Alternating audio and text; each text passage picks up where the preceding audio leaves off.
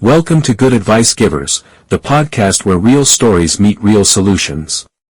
Whether you're leveling up in life, navigating your hustle, or simply looking for wisdom that works, you're in the right place. We bring you straight talk, actionable tips, and uplifting conversations to help you grow in mindset, money, and motivation. Don't just listen, tune in weekly, download your favorite episodes, and if you love what you hear, donate to support the mission. Your support helps us keep sharing the good advice that changes lives. We're building a community of thinkers, doers, dreamers, and believers, and we want you in it. From interviews with entrepreneurs and creatives to personal reflections on real-world challenges, every episode is packed with practical value. Ready to grow with us? Let's get into it. Hey, ever start to think about how much can be crammed into, just a single date on the calendar? It's pretty wild when you look closely. Yeah, today we're going to pull back the layers on April 20th. It's a date that sparks very different images, very different feelings for people. That's right. The material you sent over, the many faces of April 20th, it really opened my eyes to just how much historical weight and, cultural weight this one day carries. We're going to explore why it's so globally recognized for cannabis culture, the whole 420 thing. Right. But also why it holds this really somber significance of being Adolf Hitler's birthday. Exactly. And, our goal here is always to give you the crucial info without sort of bogging you down. Get right to it. Yeah. So our mission today is to understand the surprising duality of April 20th, why it's a day of celebration for some, and, a day of stark remembrance for others. The material you shared gives us a really broad view, its origins, some twists and turns I definitely didn't expect. Okay, so where do we even start with a date this complex? Maybe the more lighthearted side first, the story behind 420. Sounds like a good place to start. And what's fascinating is how this whole global thing seems to have sprung from something so small, so specific. Right. So back in the early 1970s, you've got this group of high school students in California. They call themselves the Waldos. The Waldos, okay. Yeah, and they used 420 as a kind of code. The idea was they'd meet up at 4:20 p.m. by this Louis Pasteur statue at their school to go search for this rumored abandoned cannabis crop nearby. And did they find it? Incredibly, no, they never actually found it. They searched and came up empty. That's almost, it's funny, right? How this huge phenomenon has such an almost anticlimactic start. Totally. But that regular meeting time, 420 Louis, it just kind of morphed into 420. It became their secret shorthand for talking about cannabis. Okay, so that's the local bit. But here's where it gets really interesting for me. How did this little high school code break out and, go global? Well, it seems the Grateful Dead played a pretty significant role. Ah, okay. Makes sense. Yeah, one of the Waldos apparently had a connection to the band, or their circle, anyway. And as the term started circulating within the whole Grateful Dead community, it really stuck. Mm-hmm. It evolved. It wasn't just about when to meet anymore. It became this broader symbol within marijuana culture itself. Right. It became the thing, not just the time. Exactly. Represented the whole culture. And then by the 1990s, this symbol had totally blossomed into this unofficial weed day, right? Celebrated every April 20th. Mm-hmm. The material you shared talks about these incredible gatherings starting to pop up, like thousands of people showing up in places like Golden Gate Park in San Francisco, crowd. The University of Colorado Boulder, even Parliament Hill in Ottawa, Hyde Park in London, people just coming together. It was this mix, wasn't it? Part celebration, part, a very public push for change.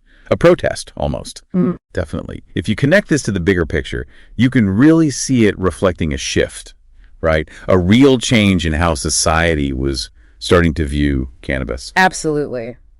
Those big, visible gatherings were a powerful demonstration. It showed a growing movement that was pushing for legalization, celebrating what many saw as the plant's benefits. Okay, now fast forward to today. Things have changed a lot. We've seen legalization happen in many places, U.S. states, Canada, Uruguay, Malta. How has that massive shift influenced the way 420 is well observed? Well, what's intriguing, I think, is this transition. It went from something that felt a bit like civil disobedience. Right, like sticking it to the man. Kind of, yeah. To something much more mainstream, Right. Now, don't get me wrong, advocating for policy reform is still a key part of April 20th. Okay. You've got groups like MPP Marijuana Policy Project and NORM-LML, the National Organization for the Reform of Marijuana Laws.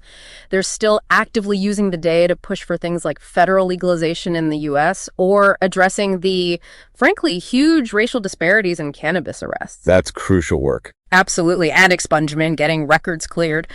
But alongside that activism, we've seen this huge surge in commercial activity. Oh, yeah. The material you put together really hits that hard. It feels like every cannabis company, dispensary, heck, even companies that have nothing to do with cannabis are trying to, tap into the 420 buzz. Totally. Discount deals, limited edition products, sponsored events. Even fast food places making jokes about the munchies, right? Exactly. It's everywhere, which, raises this important question with all this commercial stuff. Is the original spirit, the activism, getting lost? Yeah. Diluted, maybe? Some longtime advocates definitely feel that way. But, others might argue it's just a sign that cannabis is becoming more accepted, more normalized. Well, it's complicated, a definite evolution. Absolutely. Okay, so let's take a sharp turn now, a really sharp one, to the other major association with April 20th, Adolf Hitler's birthday. It's a jarring contrast, to say the least. It is. Very jarring. Born April 20th, 1889. Hitler's legacy is just one of immense devastation. His central role in starting World War II, orchestrating the Holocaust. The systematic murder of over 6 million Jews. Yes. It casts this incredibly long, dark shadow over the date. In many historical contexts, academic contexts, it's just a solemn reminder of, the terrible consequences of unchecked hate and totalitarianism. And disturbingly, the material you shared points out how April 20th has actually become a focal point for neo-Nazi and white supremacist groups today. Yeah, they try to use it. They see it as a symbolic day for rallies, for spreading their hateful messages. It really is. And what's particularly troubling is how this date has been linked, however indirectly sometimes, to acts of violence. Yeah. Most notably, the Columbine High School massacre. Right, 1999. Tragically, it happened on Hitler's birthday. And while, as the material notes, a direct link proving the shooters were neo-Nazis wasn't definitively established. Right, it wasn't clear-cut. The timing itself just led to so much speculation, didn't it? Yeah. About their motivations, maybe wanting shock value. Exactly. It added another layer of horror to an already horrific event. It's a chilling connection, even just to consider. It really is. The information you provided also touches on how the world responds to this misuse of April 20th. Yeah. Particularly in Germany, where, any public display or a positive mention of Hitler is illegal. Yeah, strict laws there. And organizations like the Anti-Defamation League, the ADL, they actively monitor for hate group activity around this time. And Jewish organizations often use the date for Holocaust education efforts. Right. Kind of counter-programming the hate. Precisely. It really brings that stark duality of the date right into focus, doesn't it? On one hand, you have this growing, global, often cheerful celebration around cannabis. Yeah. And on the other, a date that carries immense historical pain and is actively exploited by groups promoting hate. It really makes you think, how can one single day hold such wildly different meanings for different people? It's kind of mind-bending. And the material you compiled, it actually looks at other notable events and birthdays on April 20th, too, which was quite a surprise. It is a surprisingly busy day. When you look beyond those two, dominant narratives, you find this really diverse mix. Like who? Well, people born on April 20th include George Takei. Oh, wow. Sulu. Yeah. Jessica Lange, Carmen Electra, the amazing musician Tito Puente. Quite the list. And historically, the first known performance of Shakespeare's Macbeth in 1611. No kidding. Yep. Freedom of religion being granted to Jewish people in New Amsterdam back in 1657. The Apollo 16 moon landing in 1972. And Columbine, of course, in 1999. Right. It really challenges the idea that this date is only about cannabis or only about Hitler. It's much more layered. Yeah, it throws a real curveball into how we think about why certain dates become so significant, doesn't it? Okay, let's circle back to how 420 itself has evolved more recently. The material you shared really emphasizes how deeply connected it's become with this massive, multi-billion-dollar cannabis industry. Oh, absolutely. What started as this sort of underground counterculture thing has now been fully embraced by corporations, by influencers. We're seeing slick marketing campaigns, big sponsored events, even, as we said, non-cannabis brands trying to get a piece of that cultural cachet. Trying to seem cool, basically. Pretty much become a major marketing moment on the calendar. But The information you provided also makes it really clear that the activism hasn't just vanished under all that commercial gloss. Not at all. April 20th is still a really important moment for pushing for changes in cannabis laws, right? Exactly. Advocates are definitely still using the day. They highlight the ongoing need for decriminalization, for federal legalization in the U.S. We talked about expunging records, making sure the legal industry is equitable, which is a huge issue, and expanding access to medical marijuana. The high visibility of 420 just gives them this powerful platform for these really crucial conversations. And it's not just about legal stuff anymore, is it? The material mentioned how 420 is also being used to spotlight the growing body of research around medical cannabis. That's a really significant aspect, yeah. There's so much more interest now in understanding how its different components, cannabinoids, terpenes, all that. Right. How they might help with things like pain management, certain mental health conditions, neurological disorders, even just understanding our own internal system, the endocannabinoid system that interacts with these compounds. Fascinating. So April 20th becomes an opportunity to share these scientific advancements, cut through some of the old stigma with actual data. We'll be back after a quick break. Hey there. Welcome to Good Advice Giver. First, we want to start by saying a massive thank you for tuning in today. Whether you're a long-time listener or you're joining us for the first time, we're truly grateful to have you here. We know you've got a lot of options when it comes to podcasts, so the fact that you're spending your time with us means the world. So thank you. That's right. We're excited to have you with us because here on Good Advice Giver, we cover just about everything. Whether you're interested in sports, relationships, sex, money, finances, business, digital marketing, music, education, movies, comedy, or something else entirely, we've got it all. No topic is off limits here, and we dive deep into real, meaningful conversations that matter. We've also got a mix of male and female hosts, so you're always getting a well-rounded perspective on every topic we cover. From business strategies to personal development, from car shopping to digital products like affiliate marketing, we bring a little bit of everything to the table. Our goal is to offer advice, insights, and some laughs along the way to make sure you feel welcome and engaged, no matter what brought you here. And it doesn't stop there. We're not just about giving great advice, we're about action. On this podcast, we even sell products and services we believe in, from affiliate marketing opportunities to cars and more. So whether you're looking to boost your business or find practical ways to improve your everyday life, you're in the right place. As always, we want you to stay connected with us. Be sure to download this episode so you can listen anytime, anywhere, whether you're commuting, working out, or just relaxing. And while you're at it, follow us on social media. We're on Instagram, Facebook, Twitter, you name it. That's the best way to stay in the loop for upcoming episodes, behind-the-scenes content, and even giveaways. And don't forget to subscribe to our YouTube channel. We're posting extra content there, including video podcasts and deep dive discussions you won't want to miss. Be sure to like, comment, and subscribe, and let us know what topics you want to hear more about. Lastly, check out the link below in the description for exclusive offers, resources, and more ways to connect with us. We're here for you, and we can't wait to bring you more valuable content. Thanks again for tuning in to Good Advice Giver. Let's get started. Plus, you just can't ignore how much 420 is just part of pop culture now. Oh, totally. The info you shared lists so many musicians practically synonymous with cannabis. Snoop Dogg, Wiz Khalifa, Cypress Hill, Bob Marley, obviously Rihanna, A.P. Rocky, Kid Cudi, Drake. Right. The list goes on. Right. And it's a recurring theme or joke or plot point in TV shows, movies, and don't even get me started on the internet memes. It's become so deeply woven into the cultural fabric.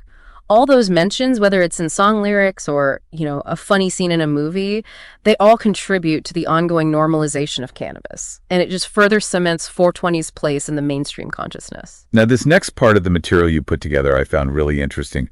The whole complex relationship between faith, religion, and 420. It It's definitely not a simple picture. No, it's really quite nuanced. On one hand, you have many mainstream religions, historically at least, expressing opposition to cannabis use, often citing concerns about, impairment, potential for addiction, things like that. Catholic Church, Baptist, Orthodox Jewish streams, mainstream Islam. Okay. But then you also have religious traditions with really deep historical connections to the plant. Like Rastafarianism. Exactly. For Rastafari, cannabis, or ganja, is considered a sacred herb used in reasoning sessions to aid meditation and spiritual insight. And others. Well, some Hindu sects, particularly those devoted to Shiva, have used cannabis in rituals for centuries. There's even mention in some ancient Taoist texts about its potential medicinal and maybe spiritual application. Wow. It really highlights the incredibly varied ways humans have interacted with this one plant throughout history across totally different belief systems. It does. And the material you shared points out that there's actually an increasing amount of dialogue happening now between different faiths. About what? About the ethical considerations of cannabis legalization, particularly around social justice, criminal justice reform. Tying back to those disparities we mentioned. Exactly. It's a really important conversation to be having, especially considering how past drug policies have disproportionately harmed certain communities, often communities of color. So, taking this global now, how does all this play out around the world? The information you compiled gives a bit of a snapshot, right? How 420 is observed or maybe not observed in different countries. Yeah, it varies quite a bit, as you'd expect. In Canada, for instance, where cannabis is fully legal nationally, Right. Point 420 has become quite a large community gathering day. It's part celebration, part still a moment for political engagement, talking about how the legal system is working or not working. Okay. What about the Netherlands? Amsterdam's famous for its coffee shops. Interestingly, they don't have huge formal 420 celebrations in the same way, but they definitely see an uptick in cannabis-related tourism around that time. It's more of an ongoing culture than a single peak day, perhaps. In Jamaica, given the Rastafari connection. There, it tends to blend more seamlessly with Rastafarian spiritual practices. It doesn't have the same kind of commercial recognition you see in North America. In Germany. In Germany, the focus tends to be more on policy reform discussions and highlighting advancements in medical cannabis, which is legal there. Gotcha. And then there are places where it's completely different. Oh, yeah. Countries with emerging cannabis economies, maybe like Mexico or Thailand or South Africa, they might be slowly seeing 420 introduced as a concept. But in nations with very strict drug laws, Singapore, Saudi Arabia were mentioned. Yeah. Even acknowledging 420, certainly celebrating it publicly, could carry really serious legal consequences, punishable offenses. It really just demonstrates how much local cultural norms and, crucially, the legal framework shape the meaning and the actual observance of this date globally. Okay, we have to circle back, though, to that darker aspect.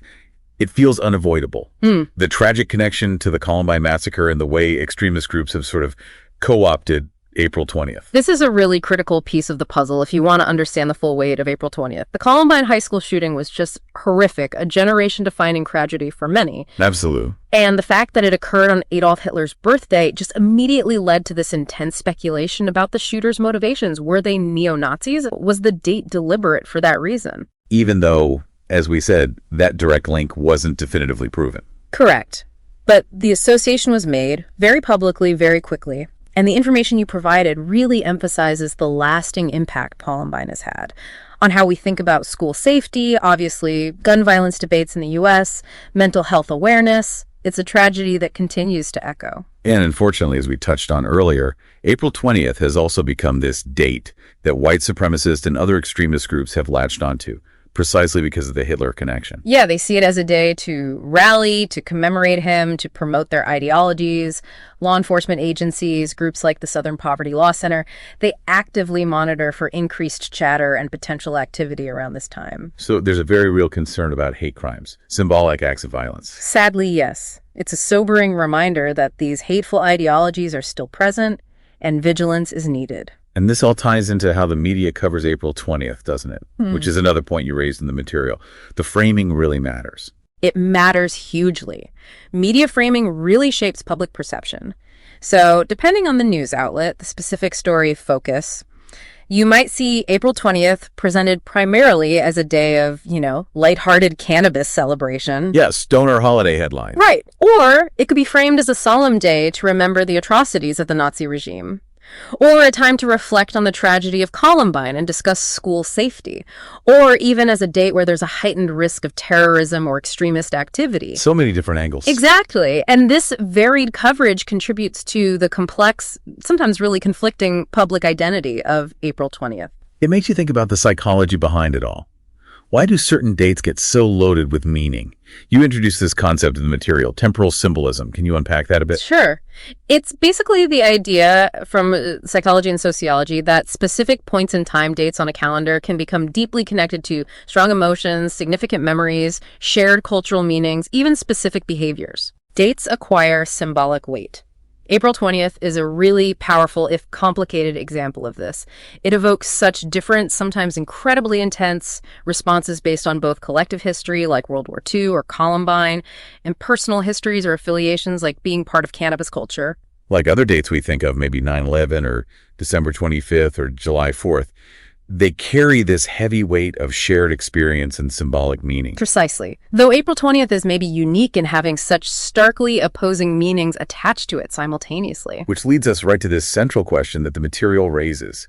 Can April 20th, or maybe should April 20th be reclaimed or somehow redefined? It feels like a real ethical tightrope walk. It really is. There are arguments on both sides. Some argue for reclaiming it, saying, look, the meaning of dates can evolve. They might point to Juneteenth in the U.S., a date marking the end of slavery, which has gained much broader recognition and celebratory status over time. Maybe 420's positive freedom-oriented aspects can eventually overshadow the negative. Okay, that's one perspective. But then there's a strong argument for caution. People warning against letting, celebratory commercialism, the fun side of 420, completely overshadow or erase the memory of the very real tragedies and the hateful ideologies also tied to the day, that we risk trivializing horror. Right. That feels important too. And the material you shared highlights some interesting middle ground approaches emerging. Things like dual observance events trying to hold space for both celebration and solemn remembrance, or community education initiatives, really talking about all the meanings. Digital literacy efforts, too, helping people navigate the different narratives they see online. It sounds like a really complex issue with absolutely no easy answers. Definitely not. Ultimately, I think this deep dive into April 20th really reveals it as a date of profound duality. It embodies celebration and sorrow, freedom and hate. It just underscores the incredibly intricate ways that we as a society create meaning, remember history, and grapple with difficult legacies. So here's maybe the final thought to leave our listeners with. Considering all these diverse, often really conflicting meanings tangled up in April 20th, what responsibility do we have? As individuals, as a society? How do we shape the narrative, the observance of a date like this? Is it even possible for one single date to hold such drastically different significance long-term? Or will one meaning eventually just sort of win out in our collective consciousness? That's a powerful question. Definitely gives you a lot to consider. It does. I really encourage you, our listeners, to reflect on the different facets we've talked about today. Maybe explore further some of the history, the cultural movements that stood out to you. Yeah, there's always more to learn. Well, thanks for taking this deep dive with us into the many, many faces of April 20th. My pleasure. It was fascinating to explore. Until our next exploration. Welcome to Good Advice Givers, the podcast where real stories meet real solutions. Whether you're leveling up in life, navigating your hustle, or simply looking for wisdom that works, you're in the right place. We bring you straight talk, actionable tips, and uplifting conversations to help you grow in mindset, money, and motivation.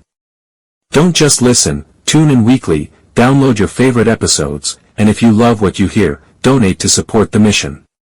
Your support helps us keep sharing the good advice that changes lives. We're building a community of thinkers, doers, dreamers, and believers, and we want you in it. From interviews with entrepreneurs and creatives to personal reflections on real-world challenges, every episode is packed with practical value. Ready to grow with us? Let's get into it. Every day you just want to say, Happy Easter Day. You're just ready and really for all the things that come along with it. And this year it just happens to be on 420.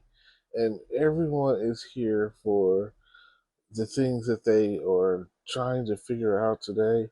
And bless the Lord for the story and the history of what comes along with 420 in all of its glory. I know that you are going to be here today, tomorrow, the next day, tuned in, listening to the good advice givers. And if I were you, I would definitely partake in such a day that allows everyone to have a good time and allows everyone to understand that today is the day for you to bless yourself, to bless others, to give and share. And even the Indians had what they call the peace pipe, and they puffed, and they passed. Now, if you were going to celebrate today, 420, make sure that you do it so in moderation. Do it well. They say that anything is too much is too much, but do it in moderation. Do it to capacity. Make sure that you get all of what you're trying to get out of the situation, and love one another, and understand that, like Jerry Springer, these are my final thoughts. So if you could, just come with us and share with us everything that you do, everything that you have done, so that we all can get along. And think about it. It's just something that needs to be done. I'm glad to be here, and thank God for 420. And for all of you people who are like Nazis or something and celebrating like Hitler's birthday, just think about who cares about that this day and age.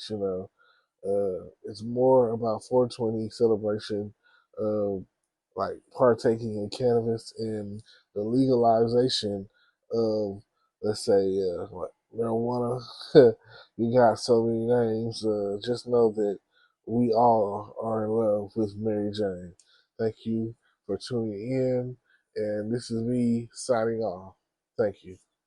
Today is your lucky day. Today is the day that our $3 website works for you, paying you directly to your PayPal daily. Imagine $3 ongoing continuous payments to your PayPal account. Imagine falling asleep and waking up to $300 in your PayPal account. How would this make you feel? How could this help you? What bills could you pay? What kind of fun could you have? What does that retirement look like now?